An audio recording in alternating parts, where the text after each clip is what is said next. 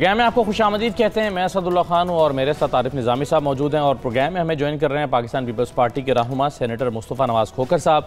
खोखर साहब, प्रोग्राम में आपको खुशामदीद कहते हैं, बहुत शुक्रिया। खोखर साहब अस्सलाम वालेकुम। Thank you very much. Khokhar साहब, ये बताइए कि अस्सलाम वालेकुम सर, ये जो कुछ डेवलपमेंट्स हुई हैं कि ECL से नाम निकाला गया बिलावल भुट्टो साहब का, और बल्कि उनका उसके साथ ये जो है JIT से भी उनका नाम शायद हज़फ कर दिया गया, और मुराद अली शाह साहब का भी ऐसे ही हुआ। लेकिन मुराद अली शाह के बारे में एक तो पूछना चाहूँगा कि कोई कन्फ्यूजन है कि उनका नाम सिर्फ ECL से निकाला है, JIT में भी उनका नाम हज़फ किया गया। तो ये इसको सारी चीज़ को फिर अगर आप मिलाएं, जो एक दो और डेवलपमेंट्स हुई हैं साथ, कि ये ECL के अलावा बेल भी हो गई जरदारी साहब की, बेल बिफोर अरेस्ट हुई है, कोई पीपल्स पार्टी ये तासर दे रही है कि ये हमारी कोई बहुत बड़ी फतह हुई है? कोई ऐसी बात है कोई फतह वाली यहाँ?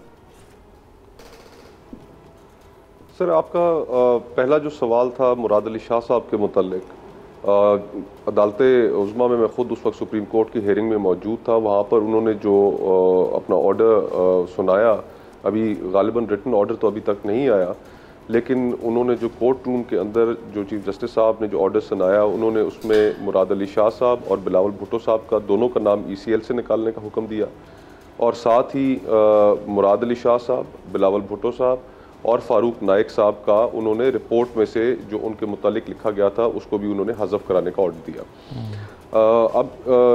और कोर्ट का मौक़िफ़ यही था कि ये जो रिपोर्ट है JIT की रिपोर्ट, ये महज एक ओपिनियन है, और ओपिनियन जो है वो कोर्ट ऑफ लॉ के ऊपर बाइंडिंग नहीं है। इसको एक 173 CRPC की रिपोर्ट के साथ ही इसको उसी तरह देखा जा सकता है, और उसके इन पार्ट से उन्होंने एग्री नहीं किया। जहाँ तक आपका दूसरे सवाल का ताल्लुक था कि पाकिस्तान पीपल्स पार्टी शायद इसको बहुत बड़ी कामयाबी तस्वुर कर रही है, तो ऐसा बिल्कुल नहीं। हम इसको बिल्कुल अपनी कामयाबी तस्वुर नहीं कर रहे।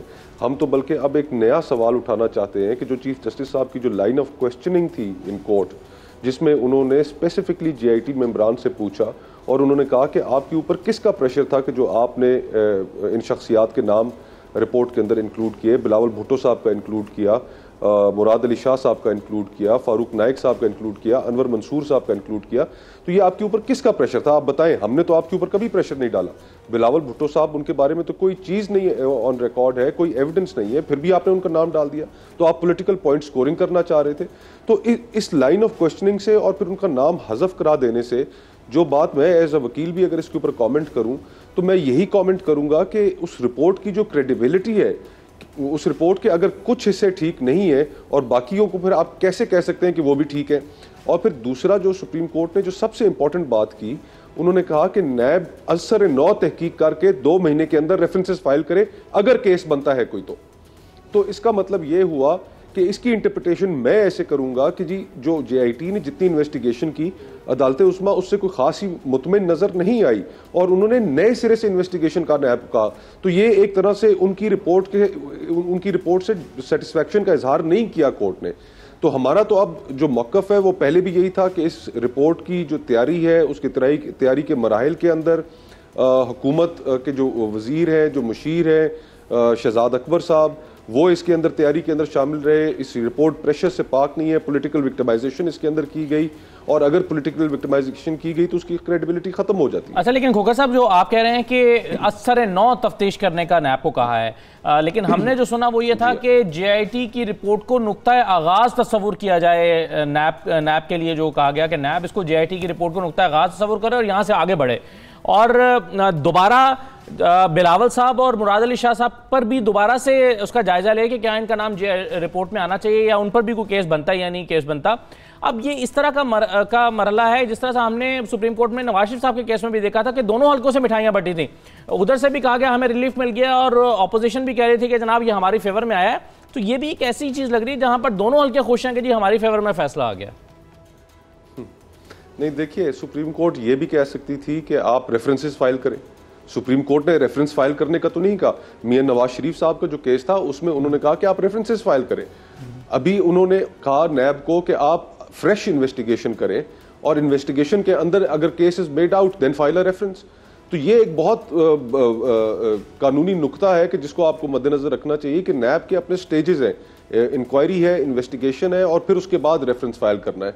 हतमी चीज होती है रेफरेंस फाइल करना, और सुप्रीम कोर्ट इस इंक्वायरी की, जेआईटी की इंक्वायरी की बुनियाद पे कह सकती थी कि रेफरेंसेस फाइल कीजिए, लेकिन उन्होंने ऐसा नहीं कहा। तो ये दोबारा नए सिरे से नैब इंक्वायरी भी करेगा, इन्वेस्टिगेशन भी करेगा और शायद वो कंसिडर भी करे जेआईटी की जो रिपोर्ट है, लेकिन इससे ज्यादा उसकी कोई वैल्यू नहीं है। अच्छा, ये फवाद चौधरी साहब अभी भी कहते हैं कि जी मुराद अली शाह ठगों के सरदार है और तमाम ठग जो हैं वो अवाम के ख़िलाफ़ इकट्ठे हो रहे हैं। ये फिर वो कहते हैं कि ओमनी ग्रुप के असल मालिक की जरदारी साहब हैं। तो ये भी तो क्या, ये जो अगर एक अदालत में कार्रवाई चल रही है तो इन्होंने तो फैसला पहले ही सदर कर दिया। इन्होंने एक और बात कही थी कि 31 दिसंबर तक जरदारी साहब अरेस्ट हो जाएंगे। तो इसके बारे में आपका क्या नुक्ता निगाह है? देखिए, फवाद चौधरी साहब और शहजाद अकबर साहब, जिनको हम एहतसाब अकबर कहते हैं, उन्होंने जो प्रेस कॉन्फ्रेंस की और उन्होंने प्रेस कॉन्फ्रेंस के अंदर फिर से जो अदालत के जो हुक्म थे उनका मजाक उड़ाया, उनकी अदालती ऑब्जर्वेशंस का मजाक उड़ाया। हम तो ये अब चाहते हैं कि चेयरमैन नैब की तरफ से एक क्लैरिफिकेशन आनी चाहिए कि नैब के बिहाफ पे कैसे स्टेटमेंट्स दी जाती हैं। जो शहजाद अकबर साहब ने जो स्टेटमेंट्स दी वो ऐसे लग रहे थे जैसे नैब के तर्जुमान है, और फवाद चौधरी साहब का ये चीज़ें कहना कि जी के जिस तरह के अल्फाज उन्होंने इस्तेमाल किए, मैं तो खैर नहीं इस्तेमाल कर सकता, लेकिन उनकी अपनी हुकूमत की जो क्रेडिबिलिटी है सिलेक्टिव अकाउंटेबिलिटी के हवाले से, उसके ऊपर हम नहीं कह रहे, उसके ऊपर मुस्लिम लीग नून नहीं कह रही, दीगर अपोजिशन की जमातें नहीं कह रही, लेकिन न्यूट्रल ऑब्जर्वर्स भी कह रहे हैं, इदारिये लिखे जा रहे हैं कि जी ये अकाउंटेबिलिटी की जो ड्राइव है ये एक सिलेक्टिव ड्राइव है, सिलेक्टिव अकाउंटेबिलिटी हो रही है। अगर अकाउंटेबिलिटी सिलेक्टिव ना होती तो फिर आज इनके जो वजीर आला है खैबर पख्तूनख्वा के, उनके ऊपर भी नैब की इंक्वायरी चल रही है। उन्हें मालम जब्बा अराजी स्कैंडल के अंदर उन्हें बुलाया गया, आतिफ खान साहब को बुलाया गया, अलीम खान साहब के ऊपर केसेस चल रहे हैं, परवेज खटक साहब के ऊपर चल रहे हैं, इमरान खान साहब खुद एक इन्वेस्टिगेशन उसकी नैब की भुगत रहे।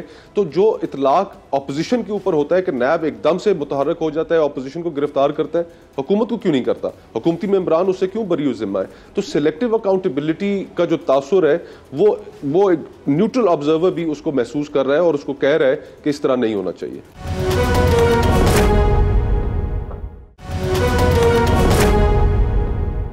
नैब चेयरमैन ने तो आज वजाहत की है कि चौधरी खान के ख़िलाफ़ जो रेफरेंस था वो तो था ही उनके एक मुलाजिम का, जिसने सिर्फ एड्रेस उनका दिया वो था एक LDA हाउसिंग स्कीम में, और इसका फ़ैसला जो है वो नैब के एग्जीक्यूटिव बोर्ड ने किया, मैंने नहीं किया।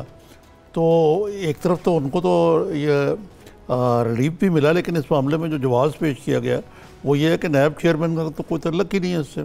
और आप कह रहे हैं कि जी वो नैब की तर्जुमानी कर रहे हैं शहजाद अकबर साहब, लेकिन हुकूमत तो कहती है ये सारे केसेस पुराने हैं, नैब जो है बिल्कुल एक इंडिपेंडेंट अदारा है।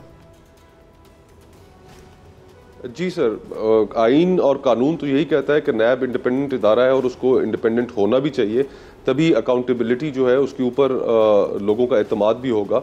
लेकिन एक चीज़ मैं यहाँ पर अर्ज़ करता चलूँ कि जो अरेस्ट की पावर्स हैं नैब के 3 स्टेजेस हैं, इंक्वायरी, इन्वेस्टिगेशन और फिर रेफरेंस। इन तीनों स्टेजेस में चेयरमैन नैब की डिस्क्रेशनरी पावर है कि वो किसी भी स्टेज के ऊपर किसी को भी मुलजिम को अरेस्ट करा सकते हैं। अब हम ये देख रहे हैं कि इंक्वायरी और इन्वेस्टिगेशन के स्टेजेस के ऊपर ऑपोजिशन के लोग तो गिरफ्तार हो रहे हैं, लेकिन उन्हीं इंक्वायरी और इन्वेस्टिगेशन की स्टेजेस पर हुकूमत के लोग गिरफ्तार नहीं हो रहे। तो फिर हम सवाल ये हमारे जहन में पैदा होता है कि ये डिस्क्रेशनरी पावर सिर्फ ऑपोजिशन के लोगों पर क्यों इस्तेमाल हो रही है और हुकूमत के ऊपर क्यों नहीं इस्तेमाल हो रही? तो एग्जीक्यूटिव बोर्ड का जो आपने जिक्र किया वो इस मामले में उसका इतलाक होता नहीं है। तो ये हमारी कंसर्न्स हैं और हमने इन कंसर्न्स को 12 लोगों के सामने रखा है, अवाम के सामने रखा है। और अब इसके ऊपर तो एक मजमूई तौर पे तासुर तो यही है कि जो क्रेडिबल लोग हैं, जर्नलिस्ट्स हैं, इदारिये लिखने वाले, उन सब का भी यही ख्याल है कि अकाउंटेबिलिटी इस वक्त मुल्क में सिलेक्टिव हो रही है। सही है, आपने अरेस्ट पॉलिसी की बात की, लेकिन आपने जैसे कि कहा खोखर साहब के 3 स्टेजेस हैं नैब की, इंक्वायरी, इन्वेस्टिगेशन, रेफरेंस। अब फवाद चौधरी साहब ये कहते हैं कि पहली जो स्टेज है उसको GIT की जो इन्वेस्टिगेशन है उसको इंक्वायरी तस्वुर करके पहली स्टेज गुजर गई है और नैब को जो केस दिया गया है वो दूसरी स्टेज पर आ गया है इन्वेस्टिगेशन पर। इसलिए आप ये नहीं कह सकते कि वो जो GIT की रिपोर्ट है वो उसकी क्रेडिबिलिटी नहीं है या उसको अलग कर दिया गया केस से। वो कहते हैं कि उसमें तो पहला मरहला मुकम्मल हो गया और केस दूसरे मरहले में दाखिल हो गया जो कि इन्वेस्टिगेशन का है। जैसे कि आपने खुद 3 स्टेजेस कही हैं, तो वो भी कह रहे हैं कि ये दूसरी स्टेज में दाखिल हो गया। तो खान साहब बेहतर नहीं था कि नैब इसके ऊपर कोई स्टेटमेंट देता? ये नैब की तर्जुमानी कैसे कर रहे हैं और नैब के जो इंटरनल प्रोसीजर्स हैं उनको बतौर एक वजीर कैसे बयान कर रहे हैं? ये तो नैब का काम था कि वो नैब आकर कहे कि जी हाँ ऐसे ऐसे है और ऐसे होगा। नैब ने तो अभी तक नहीं कहा, हुकूमती तर्जुमान कैसे कह सकते हैं? तो इससे फिर हमारे मौक़िफ़ को तक़वियत मिलती है कि हुकूमत और नैब के अंदर एक नेक्सस नजर आ रहा है और उस नेक्सस के नतीजे में जो अकाउंटेबिलिटी ड्राइव है उसका निशाना सिर्फ अपोजिशन बन रही है। खोखर साहब, आपने डिस्क्रिप्शन का जिक्र किया, उसका मैं एक अमली मुजाहरा जो देखने में आया जब शहबाज शरीफ साहब को साफ पानी के केस में बुला के आशियाना सिंह में अरेस्ट भी कर लिया गया, उनका रिमांड दर रिमांड भी लिया गया। अब मैं इन जो असदुल्ला साहब कह रहे थे उसके हवाले से मैं क्या पूछना चाहूँगा आपसे कि ये अब ये नैब के सुपुर्द केस, तो इसका मतलब है कि ये तो डिस्क्रिप्शन है इनकी कि जरदारी साहब को अगर चाहें तो जिस वक्त मर्जी कहें कि जी हमने उनको अरेस्ट कर लिया क्योंकि वो गवाहों पर असरअंदाज हो सकते हैं। यही जवाब पेश किया गया था ना? जी हाँ, शहबाज शरीफ के केस में ये जवाब दिया गया था कि वो गवाहों पर असरअंदाज हो रहे हैं। जी बिल्कुल, आप ठीक कह रहे हैं जी, ये बिल्कुल इस तरह हो सकता है और अगर होगा तो उसके फिर पॉलिटिकल रिपरकशंस होंगे। और इस वक्त जो इस अकाउंटेबिलिटी ड्राइव और पॉलिटिकल विक्टिमाइजेशन का जो मुल्क के अंदर एक सिलसिला चल रहा है, इस वक्त निज़ामी साहब आपका एक बड़ा तवील सहाफ़ती कैरियर है, आपने बड़ी चीज़ें अपनी नज़रों के सामने देखी हैं। मुल्क में इस वक्त एक माशी बहरान से हम गुजर रहे हैं। इस वक्त अवाम के इश्यूज़ के ऊपर कतन कोई सियासत नहीं हो रही, उनके इश्यूज पर कोई बात नहीं हो रही। पिछले 3 साल से ये पूरी कौम जो है पहले 2-2.5 साल पनामा के चक्कर में फंसी रही, अब JIT के चक्कर में फंसी हुई है और अवाम के असल इश्यूज के ऊपर उससे नजर हट चुकी है पॉलिसी मेकर्स की। इस वक्त महंगाई की सुनामी में लोग डूबे हुए, इन इश्यूज पर बात हो नहीं रही और ये हुकूमत हमारी नजर में डिलिबरेटली अटेंशन डाइवर्ट करने के लिए ताकि इन इश्यूज पर बात ना हो, ऑपोजिशन के पीछे पड़ी हुई है। लेकिन तो ये बात आपकी ठीक है कि मगर आप ये जो कह रहे हैं कि पॉलिटिकल रिपरकशंस होंगे, वो क्या हो सकते हैं? क्योंकि ऑपोजिशन के साथ आप इकट्ठा होना नहीं, या PMLN इकट्ठा आपके साथ नहीं होना चाहिए, वो आपके साथ बैठने में रिलक्टेंट फील हो रही है, ऑपोजिशन इकट्ठी होती है मैं नजर नहीं आ रही। बिलावल साहब किसी तहरीक को चलाने के बारे में बात नहीं वो नहीं बन रही, फिर बिलावल साहब किसी तहरीक के चलाने के ऑप्शन को भी रद्द कर रहे हैं। वो कह रहे हैं कि हम शख्सियात के लिए तहरीक नहीं चलाते, पीपल्स पार्टी अवाम के लिए तहरीक चलाती है, तो तहरीक भी आप नहीं चला पा रहे। तो हुकूमत तो चैन से बैठी है कि जी आपके यहाँ दम ही नहीं है कि आप कोई तहरीक चलाएं, तो पॉलिटिकल रिपरकशंस क्या हो सकते हैं? देखिए, सबसे बड़ी रिपरकशन होनी है इकोनॉमी की। इकोनॉमी आपकी इस वक्त बड़ी वॉलेटाइल स्टेज से गुजर रही है। आप अपनी स्टॉक मार्केट को देखें कि जिस दिन से हुकूमत आई है उस दिन से लेकर आज तक स्टॉक मार्केट का पॉलिटिकल अनसर्टेनिटी की वजह से क्या हाल हो चुका है। अरबों रुपए इसके अंदर, खरबों रुपए डूब चुके हैं सरमायाकारों के। मुल्क जो है इसमें कोई फॉरेन डायरेक्ट इन्वेस्टमेंट नहीं हो रही। हुकूमत जगह जगह भाग रही है पैसे इकट्ठे करने के लिए, कभी किस मुल्क जाते हैं कभी किस मुल्क जाते हैं। IMF स्ट्रॉन्ग कंडीशंस आपके ऊपर लगा रहा है और ये पॉलिटिकल रुपये की डिवैल्यूएशन आप देखें, गैस महंगी, बिजली महंगी, मुतवसत तबका, सफ़ेद पोश तबका, गरीब अवाम, उनको इस वक्त बड़े कठिन मराइल से लोग गुजर रहे हैं।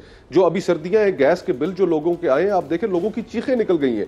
तो सबसे पहला जो इसका रिजल्ट निकलना है इस पॉलिटिकल अनसर्टेनिटी का कि आपका इकोनॉमिक क्राइसिस जो है वो मजीद डीपन होगा और उसकी जो हमारी मईशत, मेरा नहीं ख्याल कि उसके अंदर इतना कोई दमखम रह गया है कि वो अब मजीद क्राइसिस को बर्दाश्त करे। पहली चीज़ तो ये।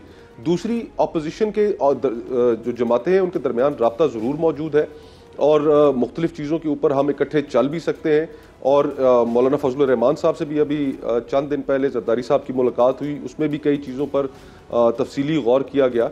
हुकूमत हमें इकट्ठा कर रही है, हम इकट्ठा शायद वक्त से पहले ना होना चाहते, लेकिन हुकूमत चाहती है कि हम इकट्ठे हो जाएं और फिर आप किसी भी चीज़ को खारिज इम्कान नहीं करार दे सकते। अभी मैं देख रहा था आपकी TV चैनल पर टिकर चल रहे थे कि मियाँ नवाज शरीफ साहब लाहौर जेल में उनकी जो तबीयत है वो भी ठीक नहीं है और उस हवाले से उन्होंने कोई दरख्वास्त दी, उस दरख्वास्त को भी रिजेक्ट कर दिया गया। फिर पंजाब के अंदर अगर ये समझें कि सूरत हाल बहुत ज़्यादा हुकूमत के लिए कंड्यूसिव है तो माजरत के साथ मेरी नज़र में बिल्कुल नहीं है। जो नारे मियाँ नवाज शरीफ साहब को सजा के बाद पंजाब में लगे वो उनका तस्वुर भी कोई नहीं कर सकता था। खैबर पख्तूनख्वा में इस वक्त सूरत हाल ठीक नहीं है। वहाँ के नौजवान एक बड़ी ज़ोरदार किस्म की ह्यूमन राइट्स के हवाले से मूवमेंट चला रहे हैं। बलूचिस्तान के अंदर वहाँ पर सूरत हाल ठीक नहीं है। जो अताउल्ला मेंगल साहब हैं जो हुकूमत के इत्तेहादी हैं, उनका हुकूमत से इत्तेहाद करने का जो पहला नुक्ता था वो मिसिंग पर्सनस के हवाले से था, उसके ऊपर कोई पेशरफ्त नहीं हुई। सिंध के अंदर भी ये इशू है। तो ये सारी अगर इन टोटलिटी अगर आप इन चीज़ों को देखें तो इस वक्त रियासत को बड़े चैलेंजेस का सामना है और इन चैलेंजेस का सामना अगर हालात को मजीद ख़राब करके किया जा सकता है तो बिस्मिल्लाह, आइए हालात को खराब कीजिए और फिर ले जाइए रियासत को एक बहरान की तरफ। अगर मैं सही समझा तो आप कह रहे हैं कि ये जो हुकूमत है अपनी इनकॉम्पिटेंस के वेट के नीचे खुद ही गिर रही है, तो अपोजिशन को कुछ करने की ज़रूरत नहीं है, या आप ये कह रहे हैं कि अभी वक्त मौजूद नहीं है कोई ग्रैंड अलायंस का या पीपीपी और पीएमएलएन में कोई तालमेल का, ऐसा तालमेल कि आप इकट्ठे जलसे करें। तीसरे ये एक और सवाल मेरे जहन में आता था कि जरदारी साहब ने एक दो बड़े धुआंधार किस्म की तकरीरें की हैं, ये सिलसिला जारी रहेगा और ये सिर्फ सिंध तक ही महदूद होगा या ये पंजाब में भी कोई पेशरफ्त होगी? बिलावल साहब आए थे फ्लाइंग विजिट पे लाहौर और फिर वो उसी रोज़ वापस चले गए। जी बिल्कुल, इसमें निज़ामी साहब मज़ीद तेज़ी आएगी, हमारा जो एक जाहराना स्टांस है उसमें मज़ीद तेज़ी आएगी, क्योंकि हम इस वक्त समझते हैं कि इस वक्त अपॉर्चुनिटी क्रिएट हुई है हुकूमत की इनकॉम्पिटेंस की वजह से। और इनकॉम्पिटेंस किसी एक चीज़ में नहीं, हर चीज़ में उनकी इनकॉम्पिटेंस ऐसी नज़र आ रही है कि जिसकी कॉस्ट इस वक्त रियासत पे कर रही है, आम शहरी पे कर रहा है। यानी कि किस किस चीज़ का जिक्र किया जाए जिस दिन से ये हुकूमत में आए। 100 दिन का इनका प्लान जो इन्होंने कौम के सामने इलेक्शन से पहले रखा था, उसके अंदर क्या क्या वादे वईद किए गए। 1 करोड़ नौकरी की बात की गई, 50 लाख घरों की बात की गई। अब इंक्रोचमेंट के नाम पर जो इस वक्त पूरे मुल्क के अंदर ऑपरेशन कर रहे हैं, लाखों लोग इन्होंने घरों से बेघर कर दिए हैं। इनकी अपनी हुकूमत का ये आलम है कि कभी किसी दिन पता चलता है कि जी के फलाने शख्स जो महीनों महीने मईशत के ऊपर तर्जुमान थे, उनका नोटिफिकेशन ही मौजूद नहीं था, हुकूमत ने उनसे जान छुड़ा ली। जो इनके वज़रा की कारकर्दगी है उस तरफ आप देखिए, तो इनकॉम्पिटेंस तो इतनी ज़्यादा है कि ये बात बिल्कुल सही है, आपने ठीक इशारा किया कि ये लगता है कि अपने बोझ के तहत गिर जाएंगे। हम इनको कम से कम इतना वक्त से पहले नहीं गिराना चाहते कि जिसके नतीजे में ये कहें कि जी कि हमें वक्त ही नहीं मिला कि हम अपना एजेंडा पूरा कर सकते। हम चाहते हैं कि ये एक्सपोज हो और उसकी जो टाइमिंग है वो हम टाइमिंग जो है उसकी हम अपनी सियासत में उसको जरूर मलूज़े खातिर रखेंगे। इनके अपने इत्तेहादी इनसे परेशान है, सिर्फ 6 सीटों की मेजॉरिटी है, ज़्यादा अरसा चल नहीं सकते अगर अपोजिशन इनको गिराने में सीरियस हो जाए। ठीक है सर, एक मुख्तसर सा ब्रेक हम सेनेटर साहब ले रहे हैं प्रोग्राम में। ब्रेक के बाद आके कुछ और अहम सवाल आपके सामने रखेंगे। एक मुख्तसर ब्रेक के बाद नाज़रीन वापस आते हैं।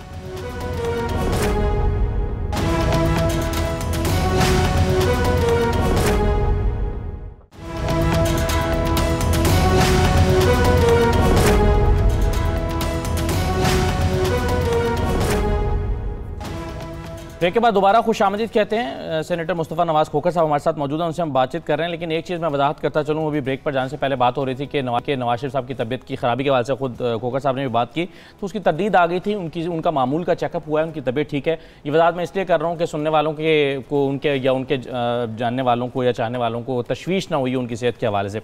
एनीवे आगे बढ़ते हैं। मैं खोखर साहब एक चीज़ आपसे पूछना चाह रहा था, बहुत सारी बातें आपने JIT के हवाले से की, उस पर शक का इजहार किया, उसकी क्रेडिबिलिटी पर, और फिर आपने हुकूमत पर भी बात की।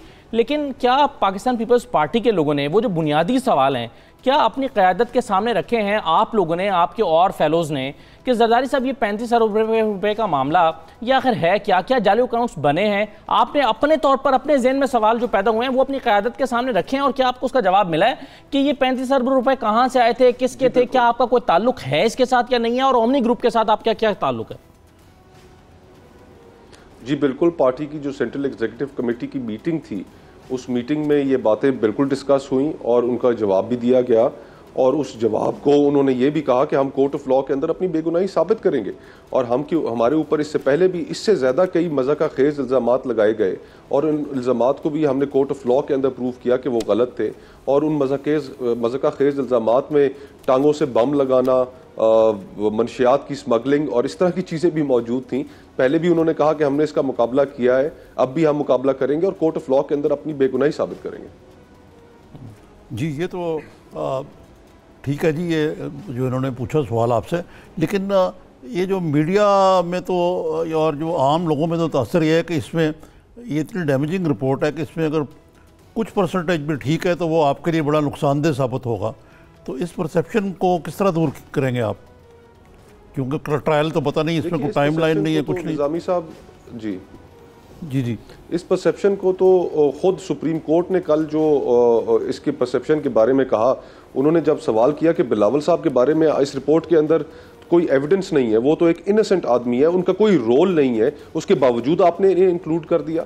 सीएम सिंध के मुतालिक जो इस रिपोर्ट के अंदर लिखा गया, उन्होंने जेआईटी मेंबरान से पूछा कि आप बताइए कि क्या आपने सीएम सिंध को बुलाया, उनसे पूछा कि ये आपके ऊपर इल्जामात है? जवाब आया नहीं। तो उन्होंने कहा कि अगर आपने उन्हें बुलाया नहीं, पूछा नहीं, तो फिर उनका नाम कैसे आपने रिपोर्ट के अंदर डाल दिया? इसी तरह सिक्योरिटी एंड एक्सचेंज कमीशन वाले कल पेश हुए सुप्रीम कोर्ट में, उन्होंने कहा जी कि हमारे मुतालिक इतने पैराग्राफ लिख दिए गए कि फलाने बैंक के अंदर जो बैंकों का मर्जर था उसके अंदर ये हुआ वो हुआ, और हमसे एक सवाल तक नहीं पूछा गया, हमसे मौकफ ही नहीं लिया गया, स्टेट बैंक से नहीं पूछा गया। तो ये सारी चीजें जिस वक्त ऑन रिकॉर्ड आएंगी, अभी तो एक तरफ यकतरफा उन्होंने कार्रवाई कर दी हुकूमत के प्रेशर के अंदर आकर। इसीलिए तो हम कहते हैं अगर हमें बुलाकर भी पूछते, और निजामी साहब अगर आप रिपोर्ट भी देखें तो उस रिपोर्ट की जो सिंथेसिस है, जो रिपोर्ट सुप्रीम कोर्ट के सामने पेश की गई, क्या उसमें किसी भी जगह आपको मौकफ नजर आया जरदारी साहब का, बिलावल साहब का, मुराद अली शाह साहब का? वो तमाम चीजें उन्होंने ओमिट कर दी डिलिबरेटली उसमें से, सिर्फ यकतरफा कहानी बयान करने के लिए। और फिर सुप्रीम कोर्ट में जज साहब ने तो इस हद तक कहा कि आप ये तो सिर्फ आपके ओपिनियंस हैं, और ये ओपिनियन जो है इनकी तो कोई कानूनी हैसियत नहीं, ये तो कल कोर्टों के अंदर खत्म भी हो सकते हैं। आपने ठीक इसके ऊपर तैयारी की? तो उन्होंने आगे से जवाब आया कि जी कि नहीं। उनसे पूछा गया कि आप बताइए कि किसके प्रेशर के ऊपर आप काम कर रहे थे, हमने तो कभी आपके ऊपर। तो ये इस रिपोर्ट की जो क्रेडिबिलिटी है, जिस तरीके से पिछले चंद दिनों में इसको एक आसमानी सहीफा बनाकर लोगों के सामने पेश किया जाता रहा, ये तो महज एक दास्तान है जो कोर्ट ऑफ लॉ में शायद ना स्टैंड कर सके। अच्छा मुस्तफा नवाज खोखर साहब, ये मैं ऐसे एक कॉन्स्पिरेसी थ्योरी जो चल रही है वो उसका आपसे जिक्र करना मुनासिब समझता हूँ कि बिलावल साहब को क्लीन चिट देगी। इसका मतलब है कि बिलावल साहब तो वो काबिल कबूल हैं, और जरदारी साहब तो अभी तक ECL में, और ख़दशा ये जैसे आपने कहा कि उनको पाबंद सलासल भी किया जा सकता है, वो एक्सेप्टेबल नहीं है। ये इस किस्म की जो पॉलिसी है, अगर ये वाकई कोई ये इसमें पॉलिटिकल इंजीनियरिंग का कोई हिस्सा है, तो इसको किस तरह आप डील करेंगे? बिलावल साहब तो जाहिर है कि वो क्लीन तो हैं ही बिल्कुल, उनका तो कोई बैगेज ही नहीं था जिस वक्त वो, मेरे ख्याल से must be a very young child जब जिस ज़माने की बातें की जा रही हैं। जी बिल्कुल, बिलावल साहब जब शेयर होल्डर बने, कोर्ट के अंदर ये भी सवाल किया गया कि आपने सिर्फ उनकी शेयर होल्डिंग की बुनियाद पे, जब उनकी उम्र 1 साल थी, तो आप किस तरह उन्हें मुकदमे के अंदर मुलव्वस कर सकते हैं, और जिसका कोई जवाब नहीं दिया गया। जहां तक ताल्लुक है पॉलिटिकल इंजीनियरिंग का, तो मेरी अपनी ज़ाती राय में निज़ामी साहब जो एक मुझे जो समझ में आता है कि इस मुल्क की इस्टेब्लिशमेंट ने 3 लोगों को इस मुल्क की सियासत से एलिमिनेट करने का उन्होंने जो अपना प्लान है वो बना रखा है। उसमें अल्ताफ़ हुसैन साहब, उसमें मियां नवाज शरीफ साहब और आसिफ जरदारी साहब, और इसके ऊपर बतदरीज वो अपना काम करते जा रहे हैं। लेकिन शायद उनको अंदाज़ा नहीं है कि ये चीज़ें, इनके पॉलिटिकल कॉन्सिक्वेंसेस जो होंगे वो कितने ख़तरनाक हो सकते हैं। आप एक ट्रांसपेरेंट प्रोसेस हो जिसमें आइन के तहत दिए गए हुए जो राइट्स हैं, फेयर ट्रायल का जो राइट है वो सबको अवेलेबल करें, अक्रॉस द बोर्ड अकाउंटेबिलिटी हो, जिसके ऊपर कोई सवाल ना उठा सके, तो फिर तो बात ठीक है। लेकिन जब अक्रॉस द बोर्ड अकाउंटेबिलिटी नहीं होगी, पॉलिटिकल विक्टिमाइजेशन होगी, सिलेक्टिव अकाउंटेबिलिटी होगी, तो फिर उसके नतीजे में होने वाले फैसलों को लोगों ने तस्लीम नहीं करना। यही वजह थी कि मैं ये समझता हूं, मेरी नज़र में, कि मियां नवाज शरीफ साहब ने पंजाब में इलेक्शन में उन्हें ठीक ठाक वोट पड़ा, और वोट उन्हें किसी मेट्रो ट्रेन का नहीं पड़ा, कोई और ऑरेंज ट्रेन का नहीं पड़ा, मेट्रो बस का नहीं पड़ा, उन्हें वोट पड़ा है 13 जुलाई का, उन्हें वोट पड़ा है डिफाइंस का, और उनके वोटर ने उनको वोट दिया तमाम ऑड्स के अंगेंस्ट। तो ये सारी चीज़ें अभी भी आप देखिए कि किस तरीके से सिंध हुकूमत पर हमला करने की कोशिश की गई, पंजाब के अंदर फॉरवर्ड ब्लॉक बनाने की कोशिश की जा रही है मुस्लिम लीग नून में, और अभी तक ये कोशिशें कामयाब नहीं हुई। तो इनके फिर नताइज जिस वक्त निकलना शुरू होंगे, वो नताइज फिर शायद उनके नतीजे में मजीद बहरान की तरफ मुल्क जाए। मैं आपसे जो कोई आपने 2 दफा जिक्र किया पॉलिटिकल रेपरकशंस का, क्या इससे आपकी ये मुराद तो नहीं है कि अगर जरदारी साहब को दीवार से लगाया गया तो वो फिर सिंध कार्ड इस्तेमाल करने पर मजबूर हो जाएंगे? देखिए सर, इस वक्त हम इन टोटलिटी में अगर चीज़ों को देखें तो रियासत को जो चैलेंजेस का जो सामना है उसमें अब फॉरेन पॉलिसी आप उठाकर देख लीजिए, हुकूमत की इनकॉम्पिटेंस तो हर स्टेज पे हमें नज़र आती है। अभी ये जो हमें सऊदी अरब से, यूएई से, चाइना से जो कुछ हमें इमदाद मिली, क्या ये इमदाद हमें हुकूमत की वजह से मिली? क्या इमरान खान साहब ये इमदाद लेकर आए? हम सब ये जानते हैं कि इन ममालिक के साथ हमारी अफवाज के एक स्ट्रेटेजिक रिलेशनशिप है, और मैं तो ये जो पाकिस्तान को जो ये पैसे मिले, मैं तो इसका क्रेडिट हुकूमत को नहीं, इसका credit chief of army staff Bajwa साहब को देता हूं कि वो कब तक इस हुकूमत का वो ये पैसे भी लेकर आए, उन्होंने अपने स्ट्रेटेजिक पार्टनर्स पे प्रिवेल भी किया, हुकूमत को कुशन लेकर दिया, लेकिन वो कब तक ये इदारे हुकूमत की इनकॉम्पिटेंस के ऊपर पर्दा डालते रहेंगे। ये इनकॉम्पिटेंस इस वक्त मुल्क को, इसकी कॉस्ट मुल्क को पे करनी पड़ रही है, इसकी कॉस्ट एक आम मुतवसत तबके के आदमी को पे करनी पड़ी है, सफेद पोश तबके को पे करनी पड़ी है। वो कब तक इन चीजों को देखेंगे?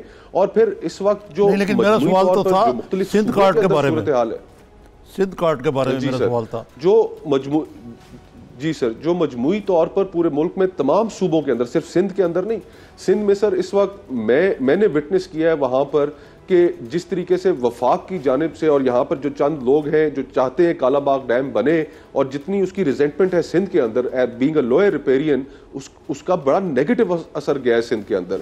वहां पर भी मिसिंग लोग पर्सन्स की एक दास्तान मौजूद है। तो ये तमाम चीजें, और गिलगित बल्तिस्तान हम अभी चंद दिनों पहले बिलावल साहब के साथ में गया हुआ था, वहां पर जिस जगह हम गए लोगों का मुतालबा था, नौजवान हर जगह उठकर खड़े हो जाते थे, सहाफी, डॉक्टर्स, हर तबका फिक्र कि हम सरजमीन बेआइन पे रह रहे हैं, हम ये मजीद बर्दाश्त नहीं कर सकते।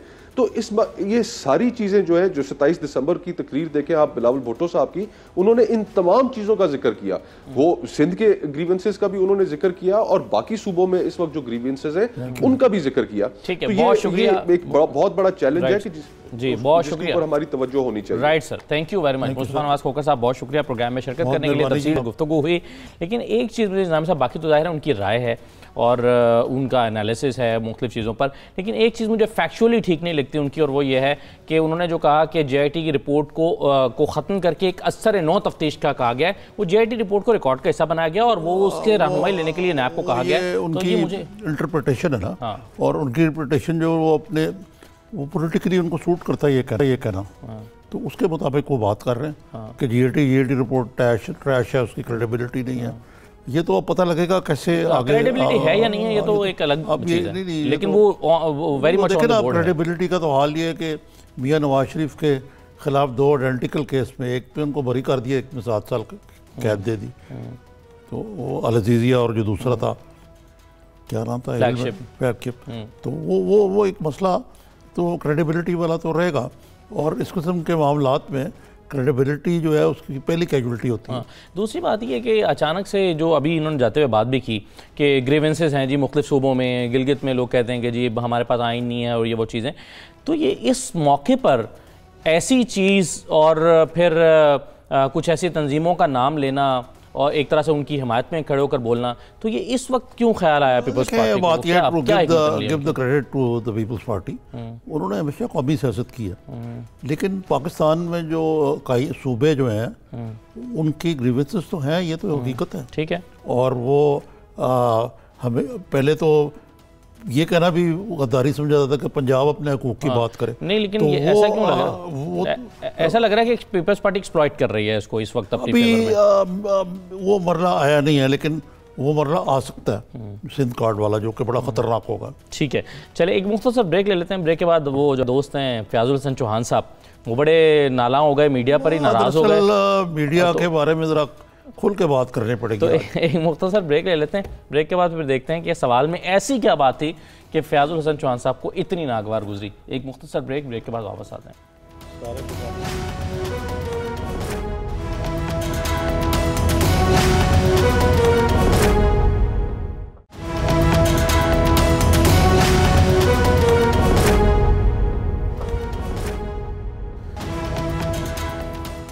दोबारा खुशामदीद कहते हैं आपको प्रोग्राम में। निज़ामी साहब, ब्रेक पर जाने से पहले जैसे मैंने जिक्र किया था कि आज एक और वज़ीर नाराज़ हो गए एक सहाफ़ी के सवाल पर। इससे पहले फैसल वाडा साहब कर चुके हैं, 1-2 दिन पहले फवाद चौधरी साहब भी सहाफ़ियों से नाराज़ नज़र आए जब उन्होंने एक कन्फ्यूजन पैदा हो गई कि जी वो दौरा जो था यूएई के वलीअहद का, वो 3 दिन का था या 1 दिन का था, तो उसकी वजाहत दोबारा उन्होंने कर दी, लेकिन साथ ही साथ उन्होंने सहाफ़ियों को भी उन्होंने कहा कि ना तजुर्बाकार हैं, इनकी ट्रेनिंग नहीं है। फवाद चौधरी का जो ट्वीट है, जी वो कहते हैं कि ऐसा ऐसा बर्ज़ जुमार बैठा है जिसने ज़िंदगी में फ़ॉरेन ऑफिस देखा नहीं है। वो खारिज वाले का माहिर रिपोर्टर बना फिरता है। वही 2 घंटे वाली बात। अब सवाल ये है कि क्या फवाद चौधरी साहब ने, वो अक्सर खारजा पॉलिसी पे तबसरा आराई करते हैं, उन्होंने PhD की हुई है। रिपोर्टर तो हर बीट कवर करता है, हम कभी कहीं लगा देते हैं, कभी लगा देते हैं, लेकिन ये जो माइंड सेट है पीटीआई का, ये बड़ा सख्त एंटी मीडिया। जी हाँ, आप अंदाजा करें इससे। फवाद चौधरी साहब को करना ये चाहिए था कि वो तरदीद जारी कर देते और हम उनकी तरदीद चला देते। और देखें, फयाजुल चौहान साहब ने इस अपने रिमार्क्स पे माजरत करने से भी हाँ, बल्कि साहबियों ने गाड़ी रोक ली, आगे खड़े हो गए बतौर एहतजाज और उन्होंने गाड़ी से उतरकर माजरत नहीं की। अच्छा, एक चीज़ मैं आपको सिर्फ ये बताना चाहता हूँ, निज़ाम साहब को सवाल क्या था जो वो अगरचे हमने शुरू में चलाया, लेकिन मैं फिर बता दूँ। सवाल साहब ने किया था कि आज आप काजी हुसैन अहमद साहब की इतनी तारीफ़ें कर रहे हैं और उन्होंने बहुत ज़मीन आसमान एक कर दिया काजी साहब की तारीफ़ों में। वो सही है गलत है, उस पर हम बहस में नहीं जाते। तो उन्होंने कहा, साफ़ी ने पूछा कि आप काजी हुसैन अहमद की इतनी तारीफ़ कर रहे हैं, लेकिन जमात इस्लामी के मौजूदा जो अमीर हैं उन्होंने तो कहा कि आप पर तनकीद की और कहा कि रियासत मदीना का जो आपने नारा लगाया एक खोखना नारा लगता है। ये सवाल था। अब मुझे बताइए ये सवाल में क्या गलत है? नहीं, और वो फिर कहा कि आप सियासी बातें कर रहे हैं, जब सियासी बातें उन्होंने खुद की हैं। तो मकसद है ये मीडिया पे इतना बुरा वक्त कभी नहीं आया जो आजकल आया हुआ है। हर तरफ से दबाव में, माली तौर पे भी दबाव में है, और ये भी फवाद चौधरी साहब बार बार कहते रहते हैं कि आप अस्कारे रफ्ता हैं, आप तो ख़त्म हो चुके हुए हैं। तो मकसद है कि ये फिर मीडिया की तरफ से अब जब ये चिप्स डाउन होंगी, हनीमून पीरियड ख़त्म होगा, और जो ख़त्म बड़ी तेज़ी से हो रहा है, और हुकूमत की नाअहलियाँ जो हैं ख़ास तौर पे इक़्तिसादी महाज में, जो कि खाली अपोजिशन के नारे नहीं हैं, ज़मीनी हक़ाइक़ तो बहुत ख़राब हैं जो इक़्तिसादियात के हैं। लेकिन इसके अलावा आप देखें कि आज फैसल जावेद साहब जो हैं, जो सेनेट कमेटी बराए क्या कहते हैं उसको, नशर इशात, उन्होंने आज काफ़ी बात की है इस बारे में, और उनको इस चीज़ का गिला है कि भाई ये जो फ़र्ज़ करें जो ये पैमरा लॉ है, ये बग़ैर के ख़िलाफ़, यानी ये नोटिस जारी कर दिए, एक प्रोग्राम बंद कर दिए कि वो कहते हैं कि ये पैमरा लॉ जो है ये एंटी प्रेस है और इसको प्रिंट मीडिया के ऊपर लागू नहीं होना चाहिए और इलेक्ट्रॉनिक मीडिया पे। लेकिन अगर अपनी हुकूमत के आदमी ये कह रहे हैं तो इनको गौर करना चाहिए कि भाई आप मीडिया की तरफ किस तरफ जा रहे हैं। सही है। अच्छा, अब मैं सिर्फ इसमें जो चीज़ मैं आपसे डिस्कस करना चाह रहा था वो ये है कि एक आर्ट है मीडिया को टैकल करने का, और फवाद चौधरी साहब तो ख़ुद मीडिया का हिस्सा रहे हैं, बतौर वो एक मेज़बान प्रोग्राम करते रहे हैं और प्रोग्राम उन्होंने होस्ट भी किया है और बतौर एनालिस्ट भी वो उसमें शरीक रहे हैं। तो एक मीडिया के सवालों को हैंडल करना, उसको टैकल करना, ये मेरा ख्याल आर्ट है जो इस हुकूमत को या तो समझ में नहीं आ रहा कि वो आर्ट कैसे सीखें, या फिर वो दानिशा तौर पर। फवाद चौधरी साहब जो हैं वो हैंडल कर लेते हैं ठीक, लेकिन अब आहिस्ता आहिस्ता हो ये रहा है, ऑफेंड हो रहे हैं कि इनका पैमाना सब्र लबरेज हो रहा है। उसकी वजह यह है कि जो हालात ज़मीनी का ख़राब हो रहे हैं और मीडिया की अपनी सूरत हाल ऐसी है, मीडिया वाले जो हैं अब इनको को बेनिफिट और प्राउड देने को तैयार नहीं है। इसकी वजह से इनको ज़्यादा ज़िक पहुँचती है, ये चिड़ होती है। सही है। तो चलें अब देखें क्या लाहेअमल होता है। फयाजुल हसन चौहान साहब का बहुत सख्त अल्फाज उन्होंने मीडिया के लिए इस्तेमाल किए हैं और मीडिया से उनका रोज़ का वास्ता है, रोज़ मीडिया ने उनको कवर करना है, उनसे क्वेश्चंस करने हैं, उन्होंने रोज़ देखना है, लेकिन अभी तक उन्होंने माजरत करने से गुरेज़ किया है। अब पता नहीं स्ट्रैटेजी जो है फयाजुल हसन चौहान साहब की क्या है। बहरहाल आगे बढ़ते हैं। एक होते हैं वज़ीर, उनका नाम है आज़म स्वाति, हुआ करते थे वज़ीर, अभी वो MN रह गए हैं। आज़म स्वाति साहब पर जब केस चला सुप्रीम कोर्ट में आया तो आज़म स्वाति साहब को ये लगा कि मेरी जो है सियासत ख़तरे में पड़ गई है और मैं कहीं ऐसा ना हो कि नाअहल कर दिया जाऊं और अपनी सीट से भी जाऊं, और 5 साल की अब तो मुद्दत का तयन हो गया है, नाअहल जो है वो ताहयात नाअहल होता है। तो उन्होंने पैंतरा ये बदला और उन्होंने पत्ता ये फेंका कि मैं अपनी वजारत छोड़ देता हूँ और अपनी MNA-शिप बचा लेता हूँ। लेकिन उस पर सवाल उठा दिया चीफ जस्टिस साहब ने और वो कह रहे हैं कि हम तो 62(1)F के तहत इस मामले को देख रहे हैं, ये MNA रहने के काबिल भी है या नहीं, ये सियासत कर भी सकते हैं या नहीं। दरअसल हमें इस बात को लंबा किया जाएगा, ये कोशिश की जाएगी। चीफ जस्टिस साहब 17 को रिटायर होने वाले हैं, इसका तो बहुत सारे लोग ऐसे इंतजार कर रहे हैं और बहुत सारे लोग जान के मेंगनियाँ डाल रहे हैं और किस तरीके से बचने की कोशिश कर रहे हैं, जिसको डिलेइंग टैक्टिक्स कहते हैं। लेकिन मेरी राय में ये एक सेल्फ डिफीटिंग एक्सरसाइज है। अगले चीफ जस्टिस आएंगे तो वो क्या इनको खुली छुट्टी दे देंगे? जो चोर हैं, क्रिमिनल्स हैं, जिन्होंने गबन किए हुए हैं और जिन्होंने बाकी चीज़ें की हुई हैं, जो मौजूदा चीफ जस्टिस ने जिनका नोटिस लिया। अब आज़म स्वाति साहब जो हैं वो बड़े वाकई बात तो ठीक है, उन्होंने अपनी जान एक किस्म की प्ली बार्गेनिंग कर ली कि मैं वजारत से हट जाऊँगा तो मैं मेरी क्या हो जाएगी खलासी। लेकिन 62(1)(f) का जो आज तो जिक्र कर दिया उन्होंने साफ कि और असासों के हवाले से FBR को भी नोटिस है। तो ये अगर केस जो है 17 के बाद भी चलेगा, अगर ये इनका ख्याल है कि वो वापस आ जाएंगे सब।